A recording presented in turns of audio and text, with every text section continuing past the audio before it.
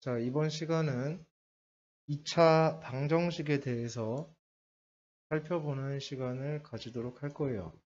그래서 2차 방정식부터 시작해서 이제 2차 함수에 이르는 것까지 쭉 이어지는 범위가 될 텐데, 일단은 2차 방정식이다 라고 이야기를 하기에 앞서서 우리가 과거에 1차 방정식에 대해서는 학습을 한 적이 있어요.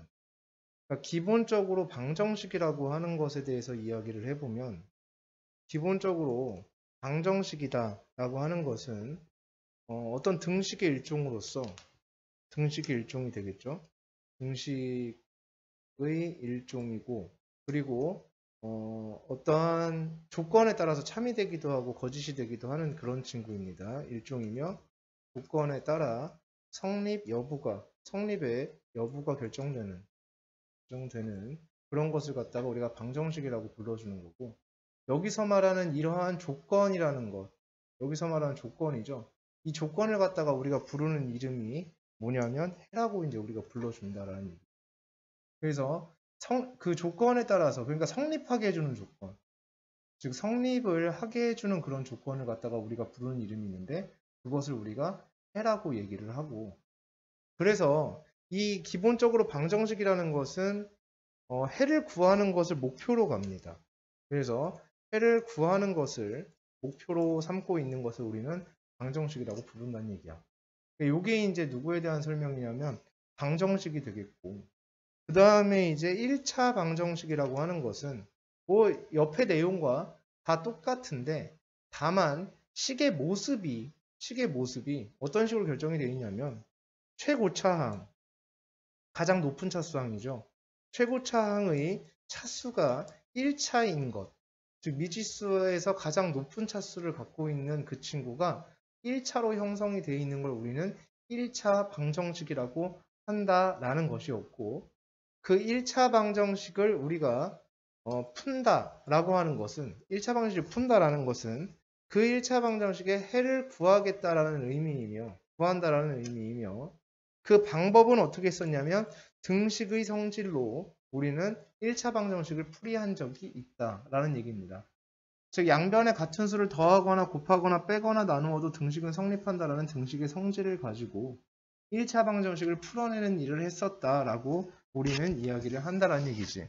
다만 양변에 같은 수를 더하거나 빼는 과정을 좀 생략해서 이항이라고 우리는 정의를 했고, 그 이항도 해주고 뭐 양변을 똑같은 수로 나눠주면서 결국은 x에 대한 1차 방정식이었을 경우에는 x는 얼마 이런 식으로 그 값을 구해내는 것을 우리는 1차 방정식을 푼다라고 이야기를 했었던 부분이 있어.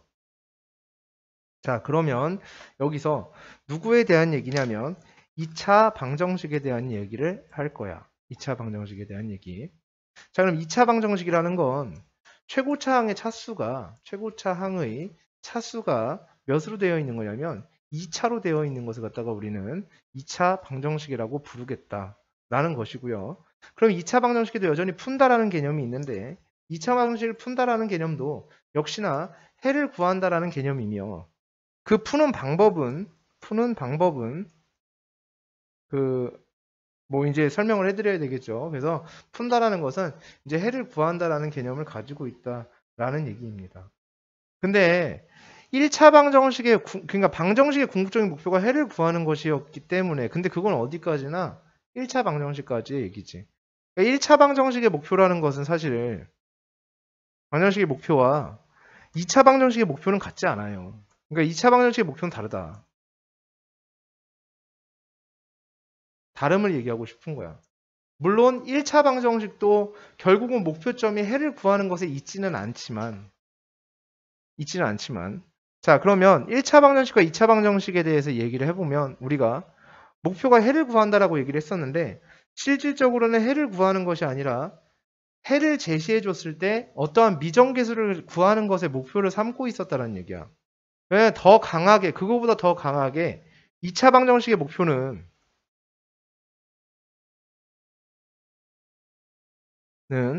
주어진 해를 가지고 2차 방정식을 작성할 수 있다 라는 목표점을 가지고 있습니다. 지금 요게 2차 방정식의 가장 큰 목표입니다. 주어진 해를 가지고 어떠한 그 작성하는 방법이 있겠죠. 그래서 그 작성하는 방법에 따라서 2차 방정식을 작성할 수 있다라는 아주 1차 방정식과는 조금 더 상이한, 조금 다른 그런 목표점을 가지고 있다라는 얘기입니다. 자, 일단은 푼다라는 개념부터 일단 하고 넘어가도록 하겠습니다. 자, 2차 방정식을 푼다라는 것은 인수분해해서 풀면 됩니다. 인수분해하여 풀어내면 됩니다. 인수분해만 할 줄 알면 2차 방정식을 푸는 것은 그렇게 크게 의미가 있지는 않아. 자, 그러면 일단은 인수분해를 한번 해서 풀어보도록 한번 하겠습니다. 자, 예를 들어서 x의 제곱 마이너스 3x 마이너스 4는 0입니다. 자, 얘를 풀어주세요. 이렇게 얘기를 한다면 인수분해를 해내면 돼요. 그래서 인수분해하면 x-4 x 플러스 1은 0이 되겠고, 이때 얘네들의 연결은 곱하기의 연결을 가지고 있고요. 얘네 둘이를 곱해서 0을 만족하기 위해서는 얘가 0이던가 또는 얘가 0이어야 한다라는 얘기가 되는 거야. 그렇기 때문에 x가 4이던가 마이너스 1이 나오게 된다라는 얘기가 되는 거지. 그래서 이런 식의 인수분해를 통해서 답을 구해내는 거야. 이러면 얘를 뭐라고 하냐면 2차 방정식을 풀었습니다 라고 얘기를 하는 거지. 그러니까 인수분해만 할 줄 알면 사실상은 2차 방정식의 해를 구하는 것에는 크게 의미가 없다라는 거야. 그러니까 그렇기 때문에 2차 방정식은 해를 구하는 것이 최종적인 목표점은 아니다라고 얘기를 하고, 2차 방정식을 어떠한 추론의 과정을 통해서 합리적으로 작성할 수 있는가에 대한 부분을 많이 여기서는 본다라는 얘기가 되는 거지. 자, 그러면 여기에 대해서 한번 이야기를 해보도록 하겠습니다. 자, 인수분해를 했을 때의 모습에 대한 얘기인데, ax의 제곱 플러스 bx 플러스 c는 0이라는 어떠한 2차 방정식이 있었을 때, 이때 a는 0이 아니어야 하겠죠. 지금부터 선생님이 설명하는 모든 이런 식은 a가 0이 아니다라는 대전제를 가지고 출발을 할 겁니다. 그러니까 왜 저 사람 자꾸 저걸 빼먹지 이러시면 안 되고, 무조건 a는 0이 아니다라는 대전제를 갖고 출발을 하는 거니까 꼭 기억을 명심을 해두셔야 되겠습니다. 선생님이 요거를 귀찮아서 안 쓰더라도 a는 0이 아니라는 전제가 여기에 이렇게 딱 들어와 있다라는 사실을 기억을 해주셨으면 좋겠어요. 자, 그러면 지저분하니까 지우고, 자, 이렇게 되었을 때 얘를 인수분해했을 때의 모습이라는 것은 두 가지의 모습을 갖게 됩니다.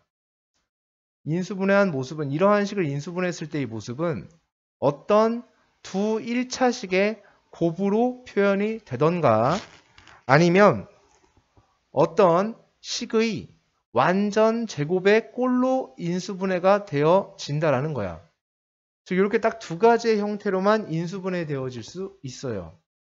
그럼 얘가 x-알파, x-베타 이런 식으로 인수분해 되어질 수도 있고, x-알파의 제곱 이런 식으로 인수분해가 되어질 수도 있다라는 거야. 그러면 여기에서 지금 다음과 같은 형태에서는 아까도 얘기했지만 얘네 둘이 곱해서 0이 되어진 상황이기 때문에 얘가 0이던가 얘가 0이어야 한다라는 얘기가 되고, 따라서 x는 알파 또는 x는 베타여도 성립을 한다라는 얘기가 돼. 그래서 x는 알파와 베타가 전부 다 해가 된다라고 볼 수가 있겠다라는 얘기이며, 무언가를 제곱해서 0이 되기 위해서는 그건 0밖에 없을 것이다. 따라서 네가 0이어야만 하니까 x는 알파라는 해를 얻을 수 있다 라고 이야기를 한다라는 얘기야. 결국 2차 방정식의 풀이라는 것은 이렇게 두 가지의 모습을 갖게 될 거야 라는 얘기가 되겠는데, 여기서 얘네들이 이제 근의 모습이 이제 인수분해가 되어졌을 때 이제 근의 모습은 이런 모습을 갖게 된다라는 거야. 그래서 인수분해해서 풀어내면 된다라는 게 이제 저런 의미가 되겠고, 그러면 어떠한 2차 방정식이 있었을 때 모든 2차 방정식이 인수분해가 되어지는 것은 아닐 거라는 얘기인 거야.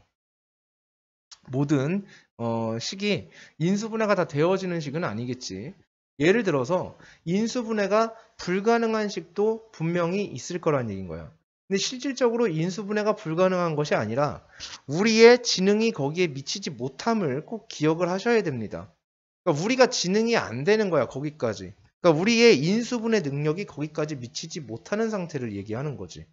그러니까 인수분해가 불가한 경우라고 선생님이 이야기는 하지만 실질적으로 그것은 그 식이 인수분해 자체가 안 되는 식이 아니라 분명히 걔도 누군가로 나눴을 때 나누어 떨어지는 어떠한 식이 될 텐데 인수분해는 나누어 떨어지는 나눗셈이니까 나누어 떨어지는 형태가 분명히 되어지기는 할 텐데 그것을 갖다가 우리가 잘 가늠할 수가 없는 거지.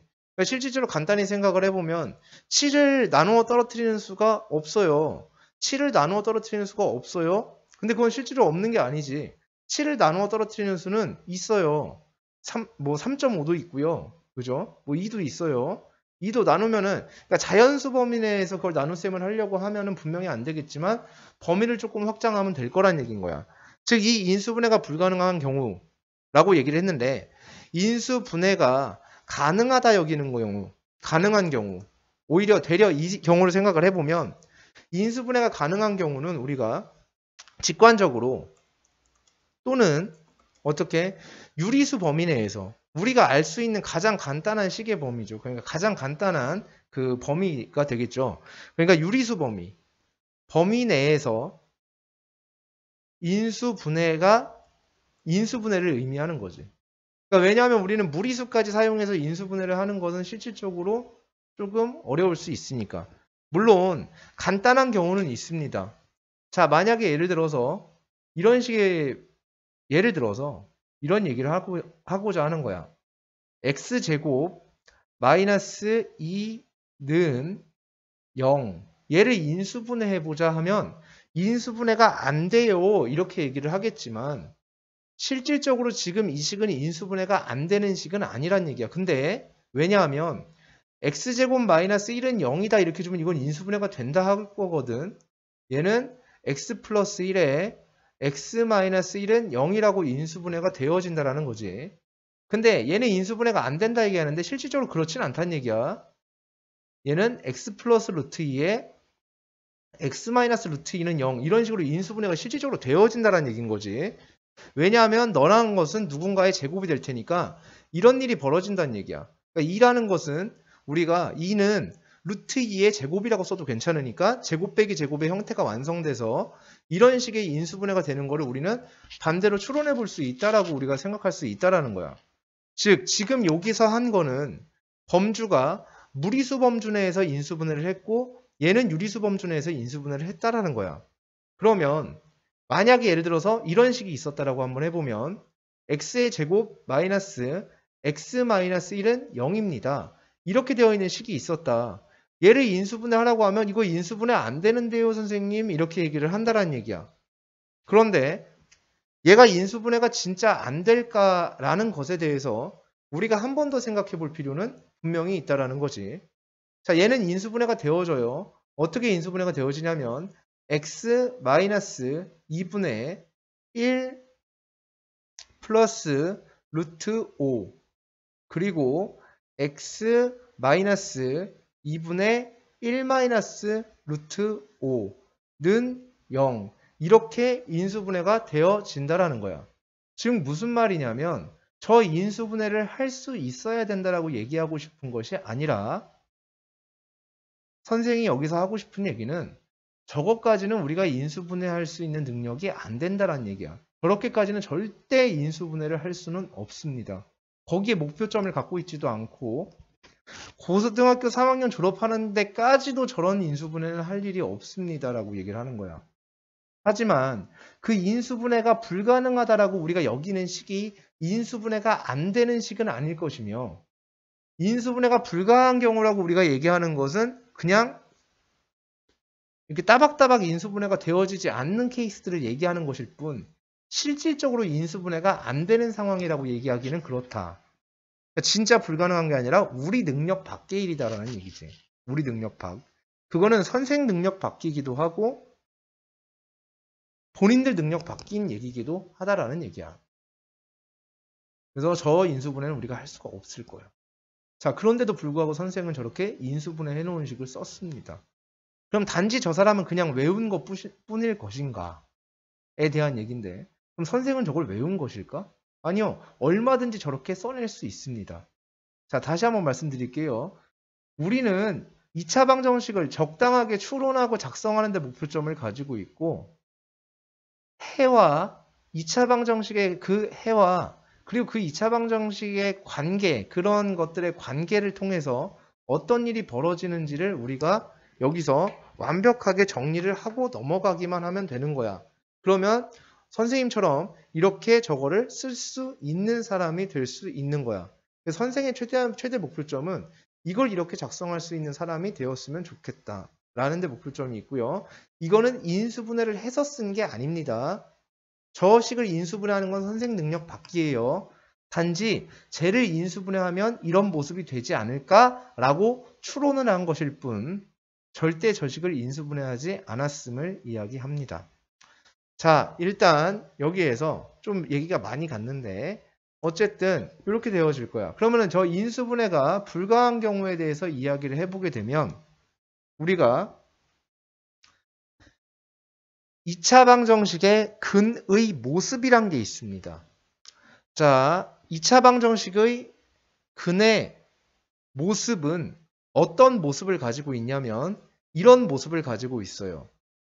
ax제곱 플러스 bx 플러스 c는 0이라는 2차 방정식의 근의 모습은 2a분의 마이너스 b 플러스 마이너스 루트 b제곱 마이너스 4ac라는 모습을 가지고 있습니다.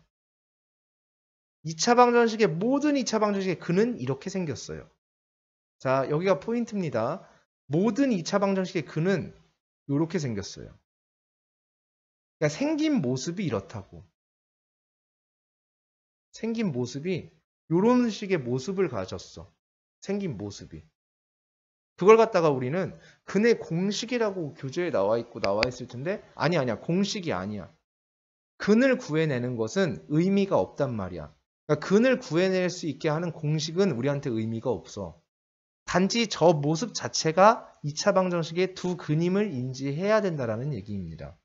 두 근. 그래서 저것 자체가 근이 생겨먹은 모습 자체가 그냥 저렇게 생겼다라는 얘기인 거야.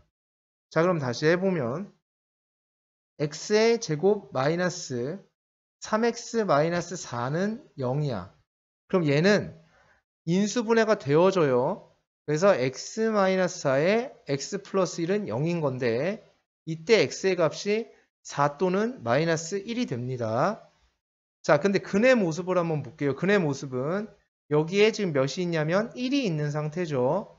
그러니까 2a분의 마이너스 b 플러스 마이너스 루트 b제곱 마이너스 4ac 하게 되면 이런 모습이 되어지겠고 따라서 2분의 3 플러스 마이너스 5가 되어지니까 3 플러스 5는 8이고 3 빼기 5는 마이너스 2죠. 2분의 8은 4고 2분의 마이너스 2는 마이너스 1이죠. 그러네요. 진짜 근의 모습이 이런 모습이 맞네 라는 얘기입니다. 실질적으로 근의 모습이 이런 모습을 가지고 있다라는 것을 꼭 기억을 해 두셔야 한다라는 얘기입니다. 요게 2차 방정식을 푸는 것에 대하여 이야기를 한 거야. 그러니까 인수분해가 내 범위 내에서 내가 가지고 있는 그 능력 밖에 식을 인수분해해야 될 때는 인수분해를 할 수가 없기 때문에 저렇게 근의 모습이 어떻게 생겼는지를 가지고 충분히 우리는 풀어낼 수가 있지 않겠나라는 생각을 해본다라는 얘기입니다.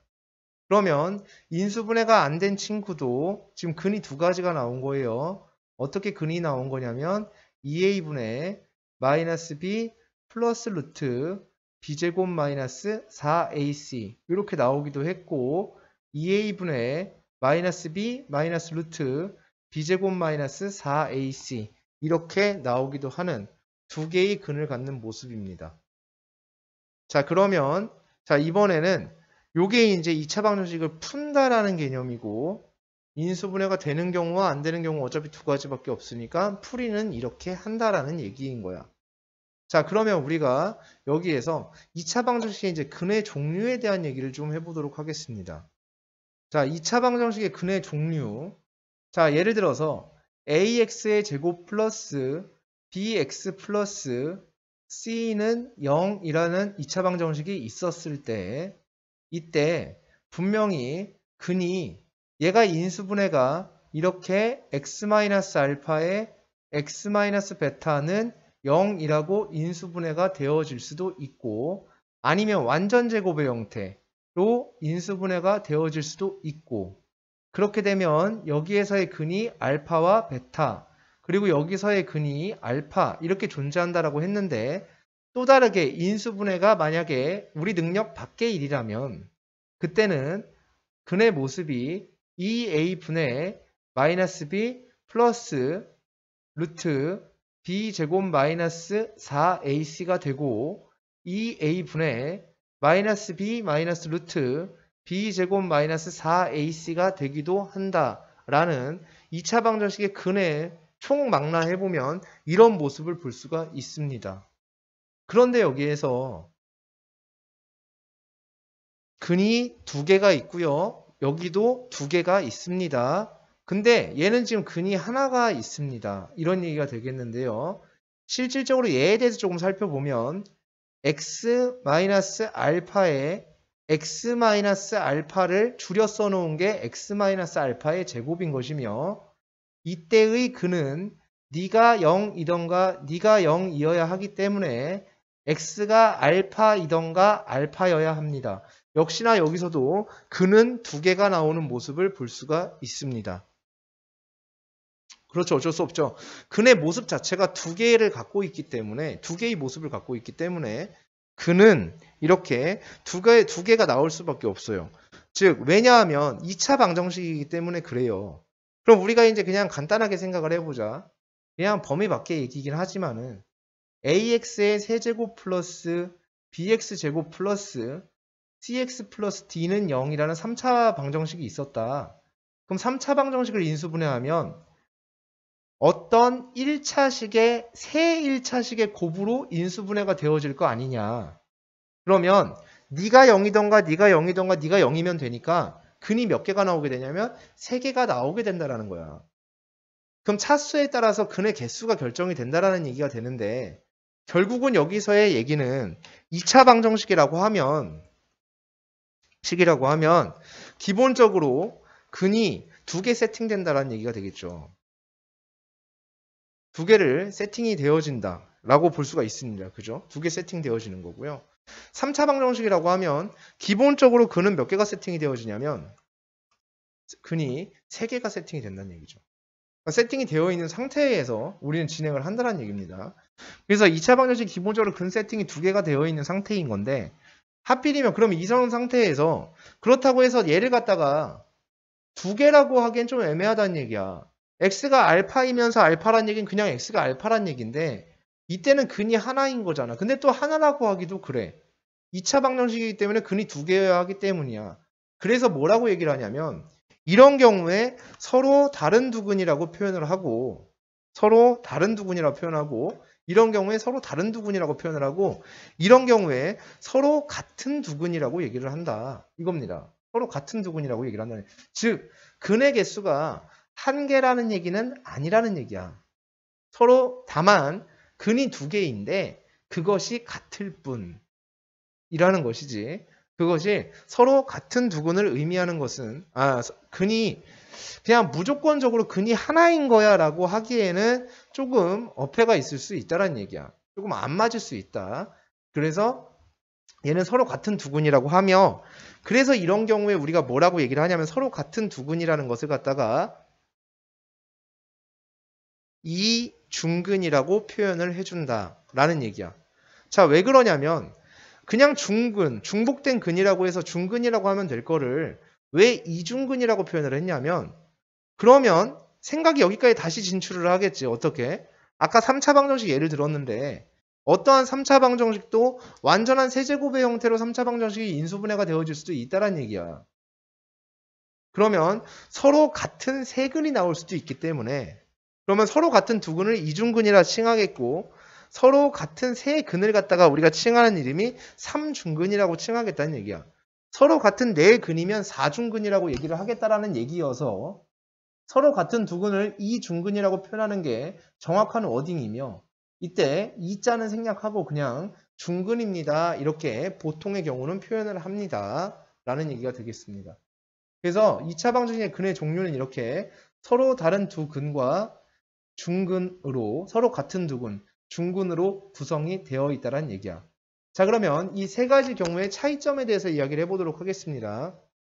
아까도 얘기했듯이 인수분해가 되어졌다는 얘기는 우리의 능력 안에서 벌어진 일입니다. 우리 능력 안에서, 우리의 인수분해 능력 안에서 벌어진 일이야. 저게 인수분해, 우리의 능력 안에서 벌어진 일이 저렇게 인수분해가 되어진 모습이고, 그럼 우리의 능력 안이라는 건 어떤 거냐면 범위 자체가 유리수 범위 내에서입니다. 유리수 범위 내에서 인수분해가 되어졌을 때 근의 모습은 어떤 모습을 띠게 되냐면 유리수의 모습을 갖게 돼 있어요. 알파와 베타. 그렇게. 그러면 얘는 우리의 능력 밖이었습니다. 그럼 얘는 근의 모습이 어떤 모습을 갖고 있냐면 무리수의 모습을 갖게 된다는 얘기야. 이런 차이점은 있겠네요. 얘는 근의 모습이 무리수의 모습을 갖게 될 거라는 얘기인 거야. 자, 그럼 다시 여기서 생각을 했을 때 우리는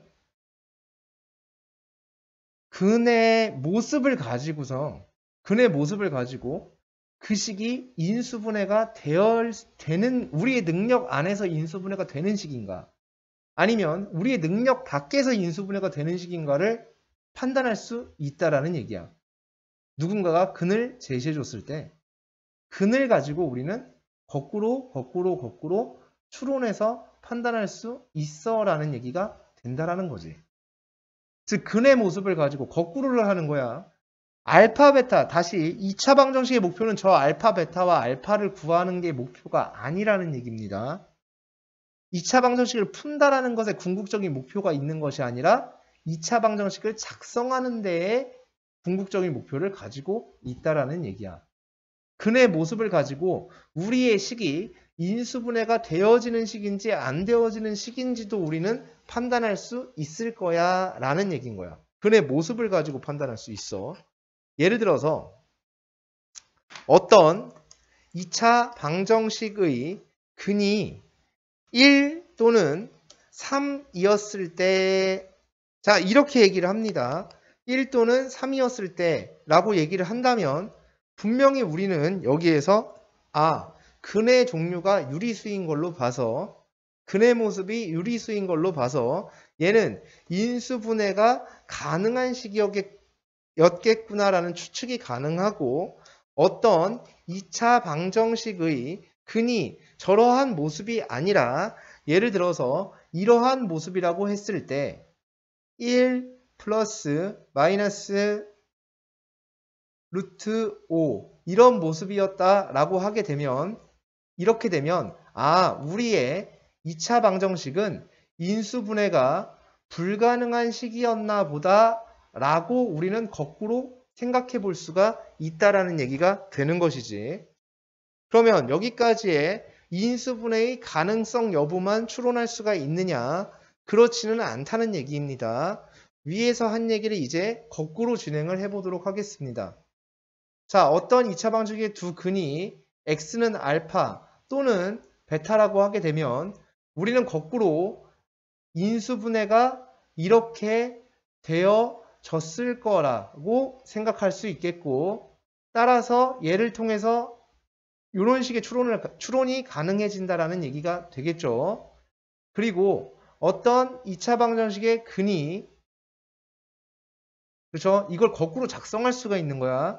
근을 주면 그러니까 x가 1 또는 3이었다라고 얘기를 한다면 우리는 그 2차 방정식이 이렇게 인수분해가 됐으니까 저런 근이 나왔겠지라고 거꾸로 추론할 수 있으며 따라서 문제에서 제시해준 2차 방정식은 x제곱 마이너스 4x 플러스 3이었겠구나 3은 0이었겠구나 이렇게 해서 여기를 충분히 추론이 가능하다라는 결론을 낼 수가 있어. 이런 거야.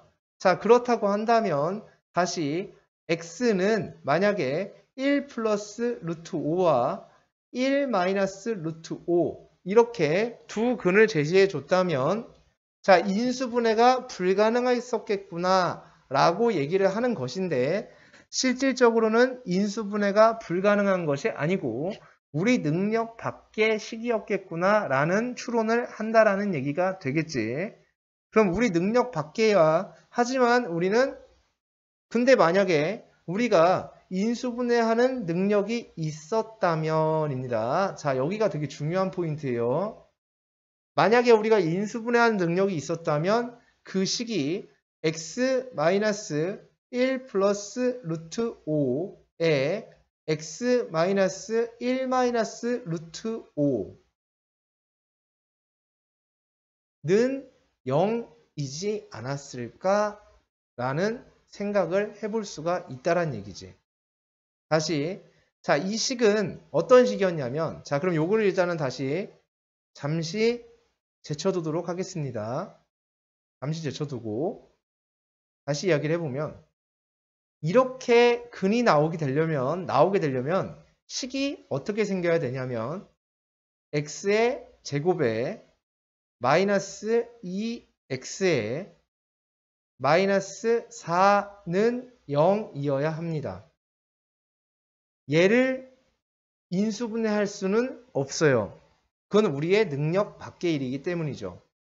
그래서 근의 모습을 통해서 근을 구하게 되면 여기가 a니까 2a분의 마이너스 b 플러스 마이너스 루트 b제곱 마이너스 4c 뭐 이렇게 뚝딱뚝딱 계산을 하면 이런 근을 얻을 수가 있을 거란 얘기인 거야. 자, 그럼 선생님이 지금 또 이상한 짓을 했습니다. 얘를 보고 얘를 그냥 바로 추론을 해버렸습니다. 자, 그러면 이제 여기서 중간 과정에 대한 얘기야. 일단은 그건 좀 이따 얘기를 하도록 하고 중간 과정에 대한 얘기인데요. 이 친구에 대한 얘기를 좀 해보도록 하겠습니다. 우리가 x제곱 마이너스 2x 마이너스 4는 0을 인수분해할 수는 없지만 만약에 인수분해를 할 수 있는 사람이었다면 저렇게 인수분해가 되었을 거란 얘기인 겁니다. 그 정도의 능력이 있었다면 그래야지만 해가 저런 모습으로 나올 수가 있었을 거야 라는 얘기가 되는 거지. 맞죠? 그죠? 네. 저렇게 인수분해가 되어 우리가 저걸 인수분해하는 게 목표가 아니라고 자꾸 저거 어떻게 인수분해하지 이런 생각을 가지고 있으면 안 됩니다. 우린 다만 합리적인 추론을 하자는 것 뿐이야.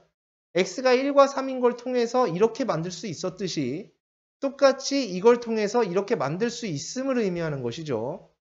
그러면은 얘를 전개하면 얘가 되는 거니까 이런 모습이 되어졌을 거야. 라고 볼 수가 있습니다. 이렇게. 그러면은 여기에서 첫 번째 목표는 달성을 했어요. 어떤 거냐면 이 얘기였죠, 방금.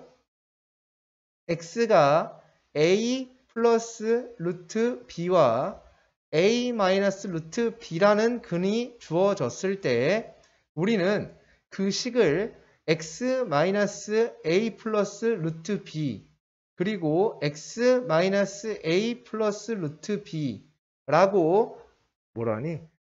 마이너스 a 마이너스 루트 b는 0이라고 이렇게 인수분해가 되어졌을 거라고 추론할 수 있다라는 얘기가 된다라는 거야. 이런 추론이 가능해진다라는 얘기가 됩니다. 자, 그러면 여기에서 아까는 그랬어요. 얘를 전개하면 얘를 바로 구할 수가 있는 구조였죠.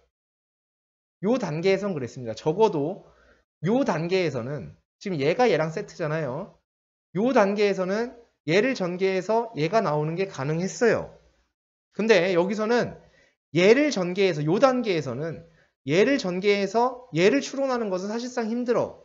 왜냐하면 얘를 전개하기가 조금 복잡하기 때문일 건데요. 그러면 여기에서 선생은 대체 어떻게 이렇게 바로 나오게 된 것인가에 대한 부분. 자, 드디어 이제 마지막 목표점을 향해서 가고 있습니다.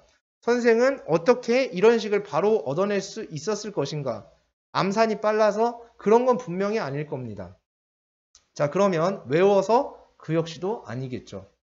자, 그러면 어떻게 될 수가 있냐면 얘를 전개한 식에 대해서 우리가 한번 보도록 할 텐데요.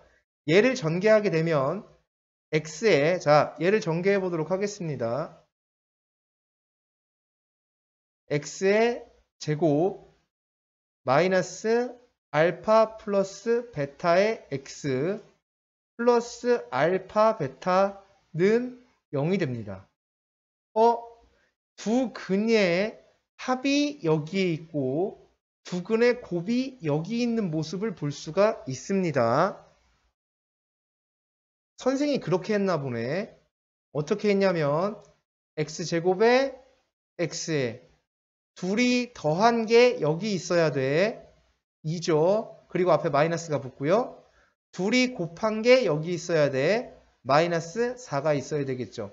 이렇게 추론을 해냈다라는 얘기가 된다라는 거야. 여기까지. 오케이. 그래서 이런 식의 추론이 충분히 가능해질 것이다. 따라서 이렇게 근이 주어진 상태에서도 우리는 얼마든지 2차 방정식을 추론해낼 수 있다라는 얘기가 되겠습니다. 그러면 이제 아까 들었던 궁금증에 대해서 이야기할 수 있어졌어요. 아까 x제곱 마이너스 x 마이너스 1은 0이라고 해놓고 선생이 이렇게 인수분해를 했습니다. 1 플러스 루트 5와 그리고 x 마이너스 2분의 1 마이너스 루트 5는 0. 인수분해하면 이렇게 될 거야 라고 얘기를 했는데 그것은 이 중간 과정은 완벽하게 추론의 과정으로 작성이 된 것임을 반드시 기억하셔야 된다라는 얘기가 되겠지.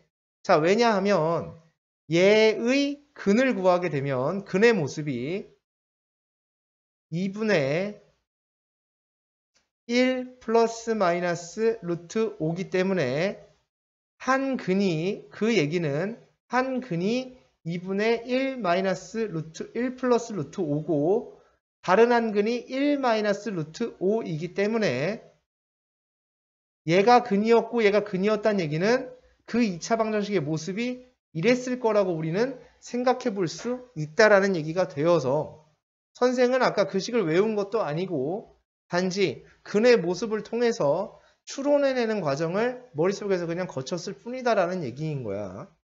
그래서 이 과정이 반드시 본인의 머릿속에도 있으셔야 된다라는 얘기가 되겠지. 굉장히 중요한 포인트가 됩니다. 이 부분이 왜냐하면 이 중등 3학년 과정은 고등 과정과 직결되는 포인트이기 때문에 고등학교 1학년 과정과 고등학교 전반적인 수학 과정과 직결되는 포인트이기 때문에 명확한 것을 전부 다 들고 가셔야 된다는 얘기입니다. 그래서 저런 식의 근을 가지고 2차 방정식을 우리는 추론해내는 것, 즉 작성해내는 것을 갖다가 여기서 집중적으로 좀 하겠다라는 얘기가 됐습니다. 자, 이게 2차 방정식의 근의 모습과 그리고 근의 종류에 대해서 그리고 그 근을 통해서 2차 방정식을 추론해내는 것에 대해서 우리가 이야기를 해봤다라는 얘기입니다. 자, 그래서 여기까지의 내용이 일단은 그렇고요. 자, 그 다음에 얘에 대해서 조금 더 인수분해가 되는 친구에 대해서는 더 알아볼 게 없을 것 같고 ax의 제곱 플러스 bx 플러스 c는 0이라고 했을 때 인수분해가 안 된다라는 가정하에 x값을 구하게 되면 그 근의 모습이 마이너스 b 플러스 루트 b제곱 마이너스 4ac가 되고 다른 하나의 모습이 2a분의 마이너스 b 마이너스 루트 b제곱 마이너스 4ac의 모습을 갖게 된다 라고 이야기를 했었다는 말이지. 그러면은 이 둘을 합쳐서 우리는 근의 모습을 어떻게 썼던 거냐면 2a분의 마이너스 b 플러스 마이너스 루트 b제곱 마이너스 4ac가 된다라는 얘기였던 거야. 자, 그러면은 여기에서 우리가 한 가지 이야기할 수 있는 게 얘는 항상 세트로 존재하는 거야. 이렇게 세트로 존재할 수 있다는 얘기야. 그 말은 다시 무슨 말이 되냐면 내가 어떠한 근의 모습을 우리가 관찰을 했을 때 다음과 같은 근의 모습, 즉 요 루트가 그대로 살아서 무리수인 근이 되었을 때, 근의 모습이 무리수의 모습을 띠고 있을 때 걔는 항상 한 켤레의 모습이 되어져야 된다는 얘기야. 그럴 수밖에 없다라는 얘기야. 왜냐면 근의 모습 자체가 다 똑같이 생겼고 가운데 부호만 하나는 플러스고 하나는 마이너스이기 때문에 무리수인 근의 모습은 항상 이렇게 두 가지의 세트가 된다라는 얘기지. 그러면 한 근이 a 플러스 루트 b다라고 제시를 해주면 다른 한 근은 자동으로 a 마이너스 루트 b가 될 수밖에 없고 한 근의 모습이 a 마이너스 루트 b라고 제시를 해준다면 다른 근의 모습은 a 플러스 루트 b의 모습을 갖고 있을 것이다라는 합리적인 추론이 가능하다라는 얘기가 돼. 당연히 이 가운데의 부호만 바뀌어있는 형태가 될 수밖에 없다 보니까 이런 일이 벌어지게 된다는 얘기지. 무리수인 근이 제시가 될 때는 항상 이런 일은 벌어질 거야 라는 얘기가 되겠다는 거야. 자, 여기까지가 이 근에, 요 근에 대한 이제 얘기, 그리고 근이 이렇게 세트로 존재할 수 있음에 대한 얘기를 이야기를 해 봤고요.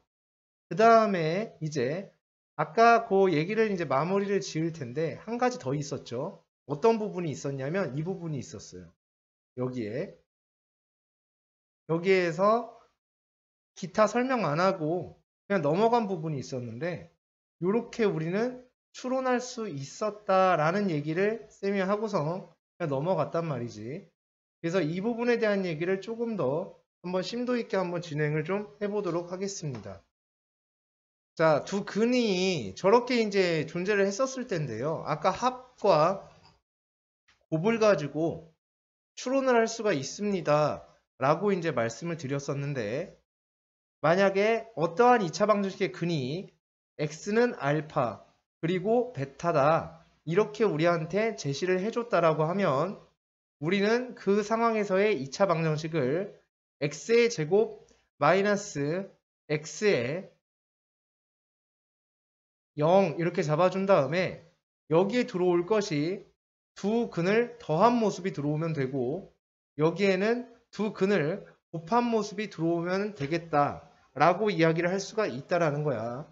그러면 어떠한 2차 방정식을 가지고 있었을 때 우리가 여기서 어떤 일이, 그러면 이런 경우에도 결국은 무리수인 근일 때도 결국은 똑같았다는 얘기가 되는데, 자, 우리가 ax제곱 플러스 실제로 그렇게 되는지에 대해서 상황에 대해서 한번 살펴보도록 하겠습니다.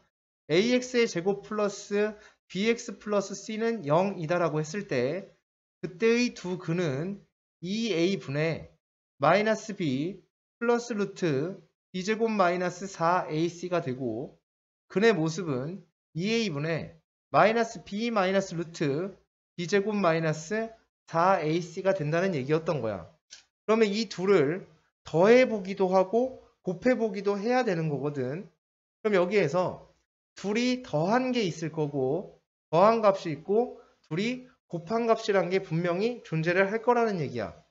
그럼 여기에서 더한 값과 곱한 값을 통해서 이 방정식을 작성을 해보도록 하겠습니다. 분명히 얘네가 두 근이었기 때문에 그 2차 방정식은 x의 제곱에 마이너스의 x에 는 0의 꼴을 가지고 있을 겁니다. 이제 여기를 우리가 채워보겠습니다 라고 얘기를 하는 거겠지. 그러면 여기는 둘이 더한 값을 갖다 놓고 여기에는 둘이 곱한 값을 갖다 놓으면 되는 것. 따라서 얘네들이 더해주게 되면 그 결과는 2a분의 마이너스 2b 이렇게 되겠다는 얘기야. 따라서 마이너스 a분의 b가 된다는 얘기지.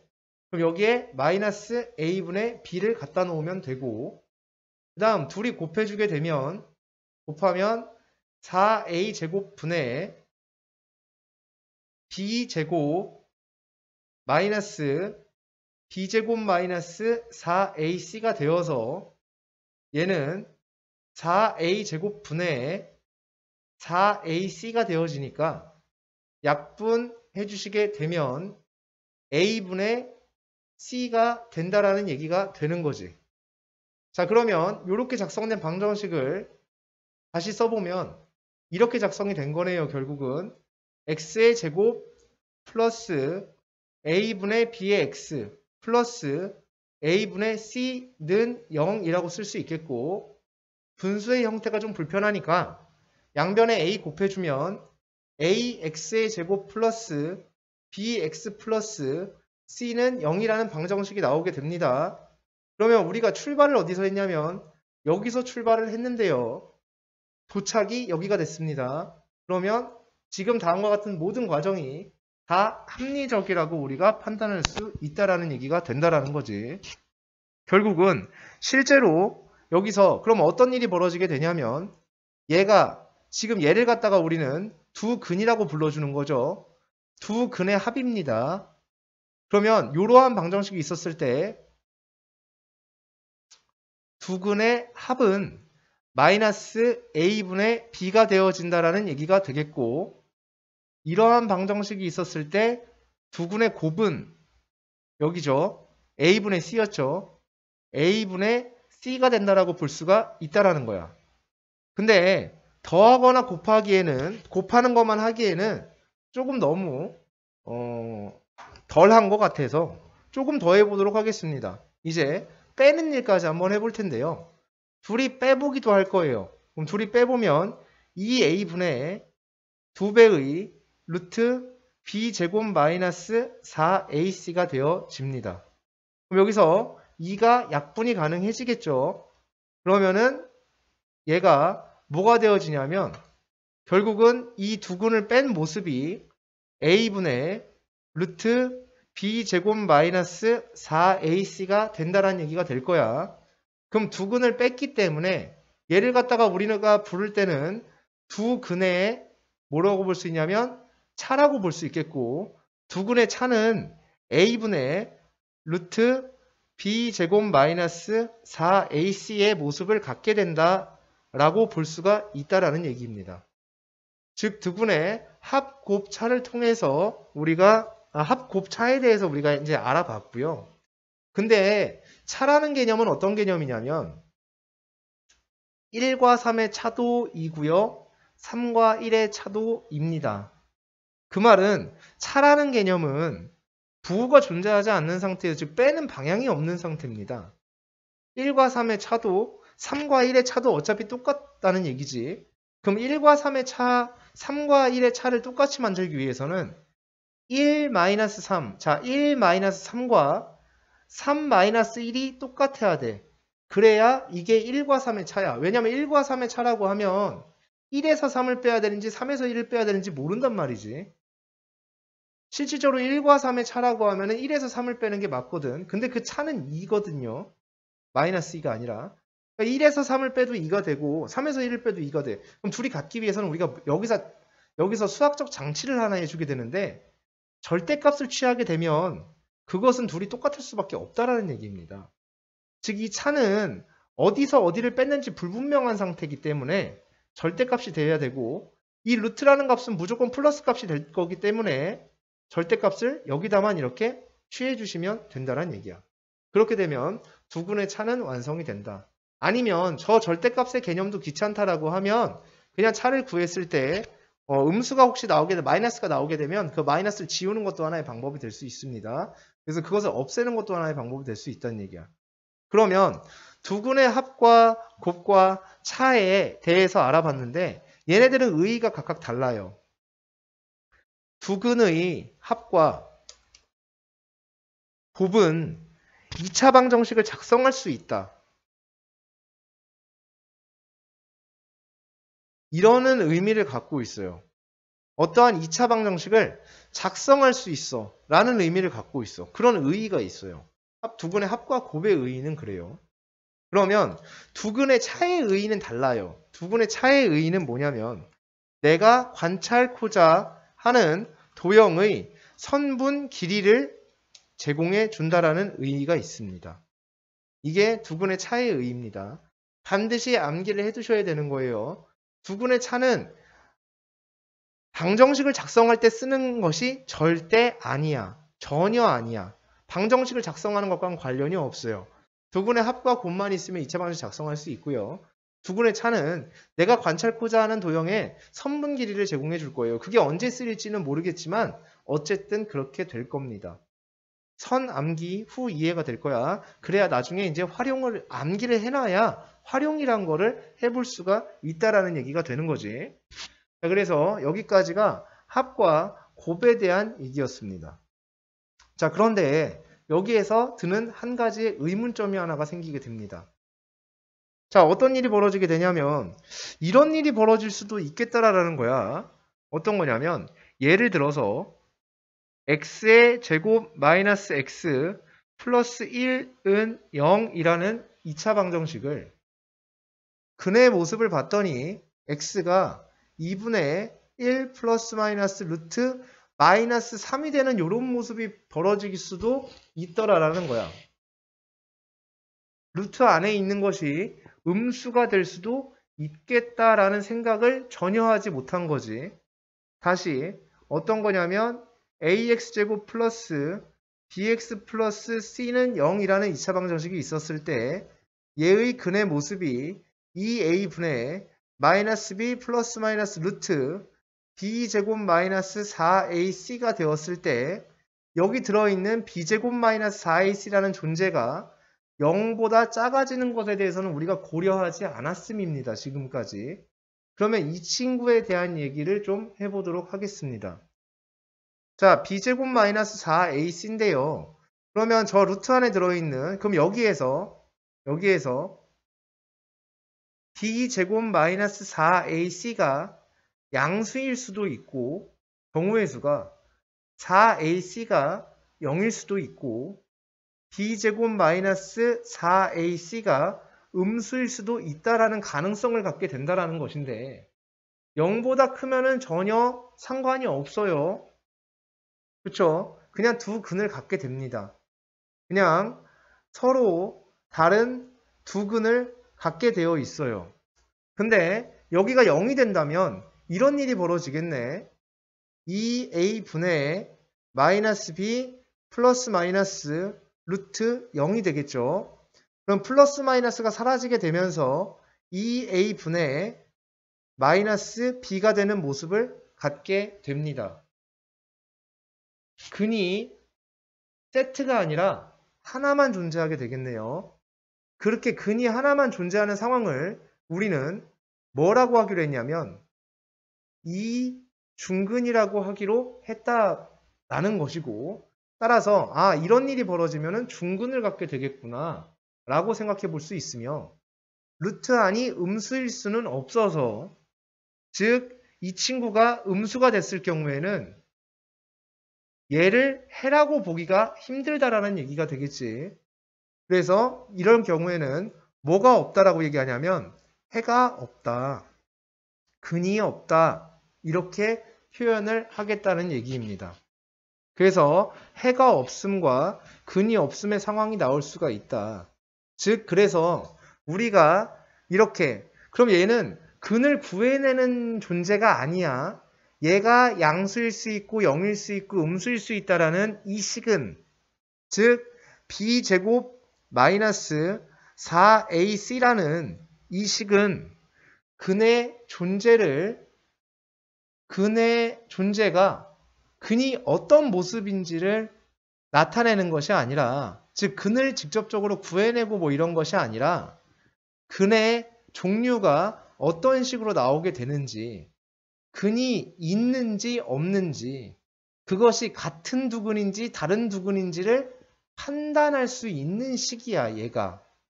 얘가 0보다 큰지 작은지 같은지를 가지고 판단을 내릴 수 있어. 어떤 2차 방정식의 근이 서로 다른 두근인지 같은 두근인지 아니면 해가 없는지를 판단할 수 있어. 그렇기 때문에 얘를 판단의 약자를 써서 D라고 해주시면 되겠고 따라서 얘를 갖다가 우리가 뭐라고 불러주냐면 판별할 수 있다. 근의 모습을 판별할 수 있다라고 해서 판별식이라고 불러준다라는 거야.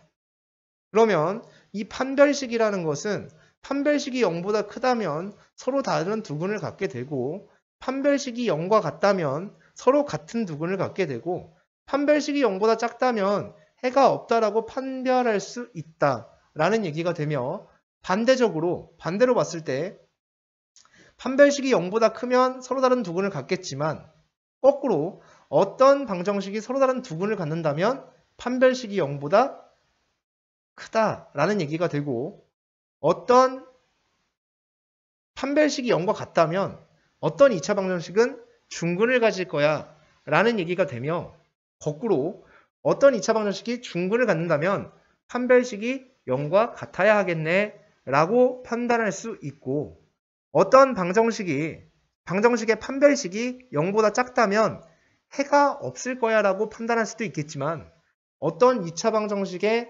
방정식이 해가 없다라는 사실은 판별식이 0보다 작다를 의미하게 된다라는 거지. 그럼 실질적으로 이런 거를 쓰는 것이 아니라 이쪽 방향이 아니라 실질적으로 문항의 표현은 이런 식으로 나오게 될 것이고 문항의 표현에 이런 표현이 두어졌을 때 우리는 판별식을 뭐 할 수 있다는 얘기냐면 활용해 볼 수 있다라는 얘기가 된다라는 거야. 그래서 판별식을 활용을 해서 우리는 뭘 할 수가 있냐면 그 주어진 2차 방정식이 그러니까 판별식을 이용해서 그 2차 방정식이 이제 문제에서 주어주는 조건이죠. 서로 다른 두근을 갖는다라고 하면 판별식이 0보다 큽니다를 사용을 하시면 되고 다음 2차 방정식이 중근을 갖는다 이렇게 얘기하면 판별식이 0과 같아야겠구나를 이용하면 되고 다음 2차 방정식에 해가 없다라고 얘기를 하면 판별식이 0보다 작겠구나라고 생각을 하시면 된다는 얘기야. 그러니까 여기에서 지금 보시게 되면 여기서도 판별식이 b제곱 마이너스 4ac 얘가 0보다 어때요? 작죠. 그러니까 얘는 근이 있다 없다? 없다. 이렇게 근을 구해보지 않더라도 얘는 당연히 그 판별식의 결과가 음수기 때문에 근이 없을 거야 라고 생각할 수가 있다라는 얘기가 된다라는 거지.